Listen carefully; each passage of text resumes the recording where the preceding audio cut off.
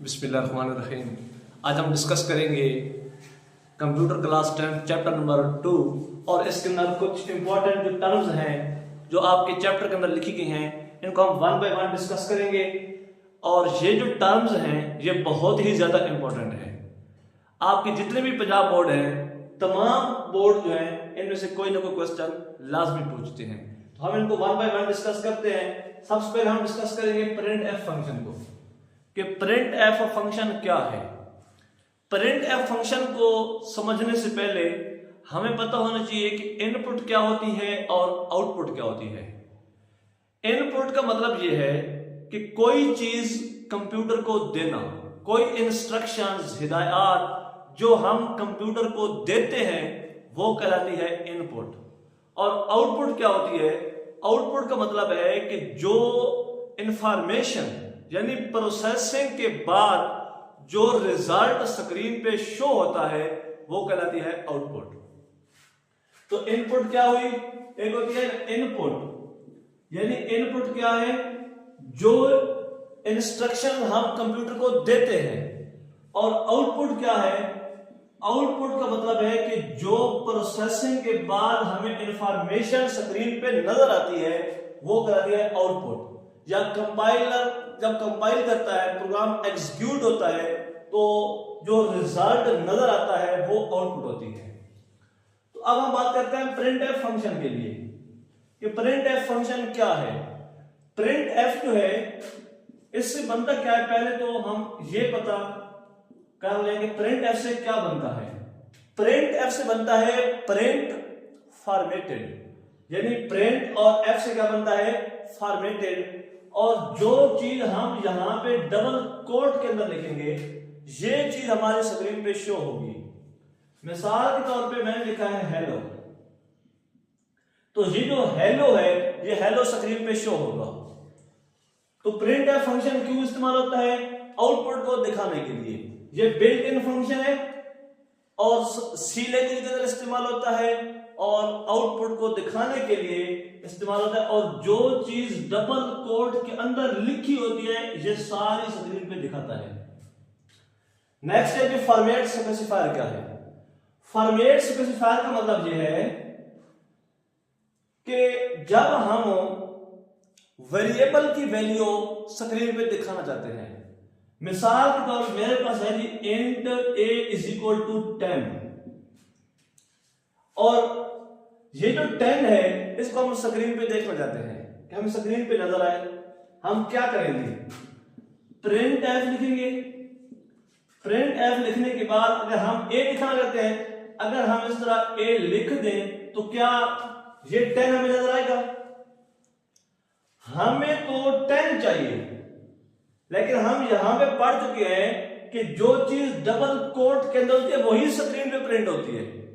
हम 10 चाहते थे कि स्क्रीन पे शो हो, लेकिन 10 के बजाय हमें स्क्रीन पे ए नजर आ रहा है। हमें ए चाहिए भी नहीं, हमें 10 चाहिए।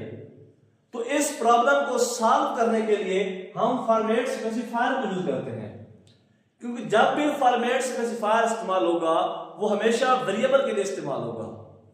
तो जब मैं चाहता हूं कि a इज इक्वल टू 10 लिखा हुआ है, a की बजाय 10 प्रिंट हो, तो मैं क्या करूंगा? फॉर्मेट स्पेसिफायर इस्तेमाल करूंगा, यानी %d ये एक फॉर्मेट स्पेसिफायर है, %f ये एक फॉर्मेट स्पेसिफायर है, %c ये एक फॉर्मेट स्पेसिफायर है।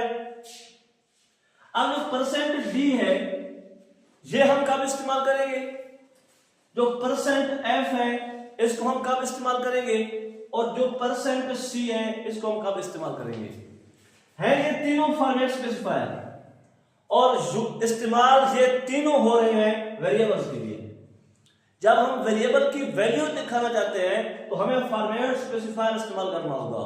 आपकी सी लैंग्वेज के अंदर या 10th क्लास की बुक के अंदर सिर्फ ये तीन लिखी हुई हैं, डी, एफ और सी। डी इस्तेमाल करते हैं जब हमारे पास इंटीजर की वैल्यू होगी। जब हमारे पास डेटा टाइप इंट होगी तो उस सूरत के अंदर हमें क्या इस्तेमाल करना होगा? %d। अगर हम इंट के बजाय डेटा टाइप फ्लोट को इस्तेमाल करें, यानी मैंने फ्लोट को इस्तेमाल किया है तो फिर हमें डी की बजाय एफ को इस्तेमाल करना होगा। यानी एफ किस लिए इस्तेमाल होता है? फ्लोट के लिए। और फ्लोट में कौन सी वैल्यू होती है? इशारिया वाली, जिसके अंदर इशारिया होता है। यहां मैं एक बात और भी आपको बताता चलूं जो आपके काम आ सकती है, वो क्या है? वो ये है कि डस्टर दे,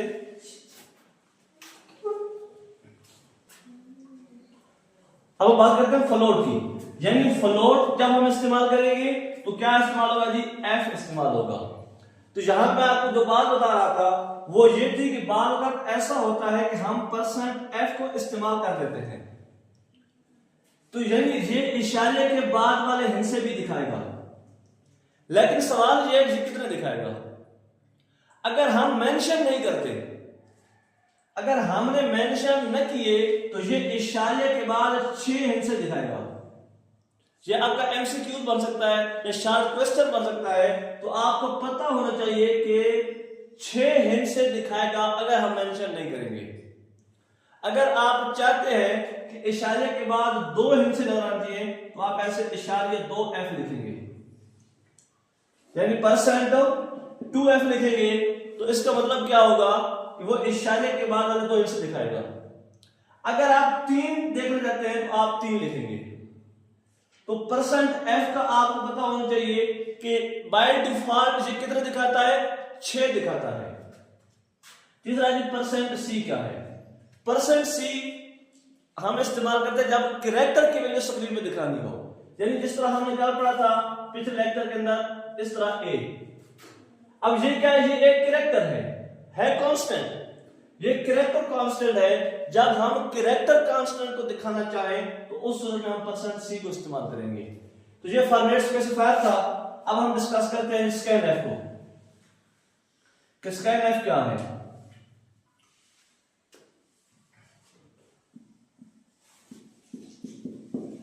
स्कैन एफ के बारे में हमने पढ़ा था,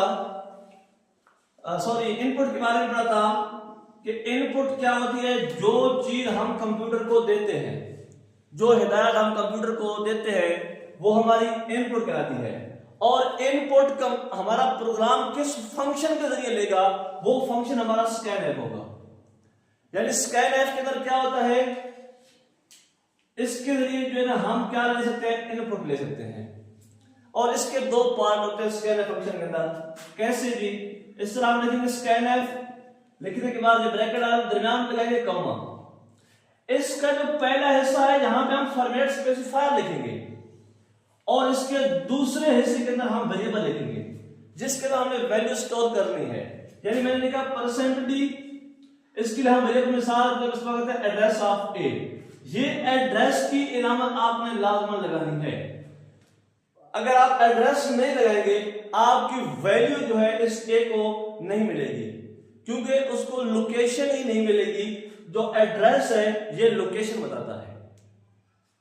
हम फिर क्या लिखेंगे जी? परसेंट डी, फिर परसेंट डी हम इस तरह लिख देंगे और जितने फॉर्मेट स्पेसिफायर हमने यहां पे इस्तेमाल किए हैं उतने वेरिएबल हमें कॉमे के बाद लिखने होंगे और हर वेरिएबल को कॉमे से हम अलग करेंगे। तो ये होगा स्कैन एफ। अब प्रिंट एफ और स्कैन एफ फंक्शन में क्या डिफरेंस हुआ? प्रिंट एफ आउटपुट दिखाता है और स्कैन एफ इनपुट लेता है। दूसरा ये है कि प्रिंट एफ के अंदर हो सकता है उसका एक ही पार्ट हो डबल कोट वाला, और ये भी मुमकिन है इसके 2 पार्ट हो, एक डबल कोट वाला और एक वेरिएबल वाला। लेकिन स्कैन एफ के अंदर हमेशा 2 पार्ट्स होंगे। एक पार्ट्स के अंदर फॉर्मेट स्पेसिफायर होंगे और दूसरे पार्ट्स के अंदर वेरिएबल होंगे। नेक्स्ट जो है वो हमारा है गेट सी एच क्या है और गेट सी एच ई क्या है। ये दोनों हम इकट्ठा डिस्कस करेंगे।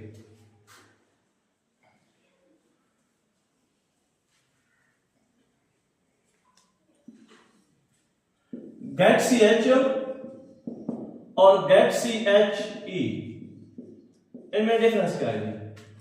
गेट सी एच से बनता है गेट कैरेक्टर और गेट सी एच ई से बनता है गेट कैरेक्टर ई को। यानी गेट सी एच से क्या बनता है? गेट कैरेक्टर, और गेट सी एच ई से क्या बनता है? गेट कैरेक्टर ई को। अब इसका काम क्या है? इसका काम यह है कि ये चलते प्रोग्राम को रोक देता है। यानी हम चाहते हैं कि मिसाल तौर पे एक लाइन हमने लिखी, दूसरी लिखी, तीसरी लिखी और दरमियान में हम जहां पे रोकना चाहते हैं प्रोग्राम को, फिर हम चौथी, पांचवी और छठी इस तरह चलाते हैं। अब 3 स्टेटमेंट के बाद हम प्रोग्राम को रोकना चाहते हैं कि रुक जाए, तो ऐसी सूरत में हम गेट सी फंक्शन को इस्तेमाल करेंगे, यानी गेट सी एट फंक्शन यहां का हम लिख देंगे।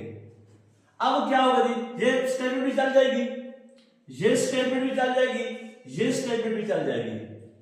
अब इसके बाद आगे उसने गेट सी एट को देखा तो ये रुक गया। हम चाहते हैं अब हम स्टेटमेंट 4 को चलाएं, तो हम क्या करेंगे, कीबोर्ड से एक बटन प्रेस करेंगे। जैसे हम एक की प्रेस करेंगे तो क्या होगा जी, हमारी स्टेटमेंट नंबर 4 चल जाएगी, फिर 5 चल जाएगी, फिर 6 चल जाएगी। अब इसने क्या किया, यानी गेट सी एच क्या है, गेट सी एच ने क्या किया, चलते प्रोग्राम को रोक दिया। जैसे मैंने आपको ये 3 स्टेटमेंट दिखाई, अब इसने रोके रखा कब तक, जब तक हम कीबोर्ड से बटन प्रेस नहीं करते, यानी जब तक कीबोर्ड से बटन प्रेस नहीं होगा उस वक्त तक क्या होगा जी, ये प्रोग्राम होता रहेगा।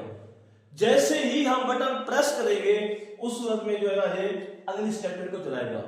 और यही काम जो है क्या है, गेट सी एच ई का भी है, गेट सी एच ई का भी यही काम है और गेट सी एच का भी यही काम है।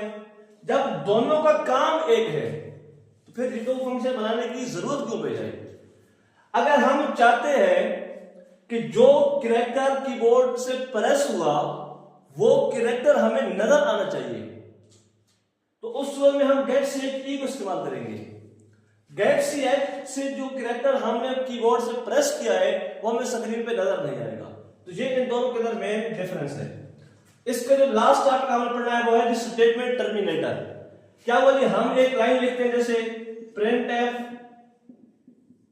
फिर हमने लिखा जी हेलो और इसके आखिर में रहा जी सेमीकोलन।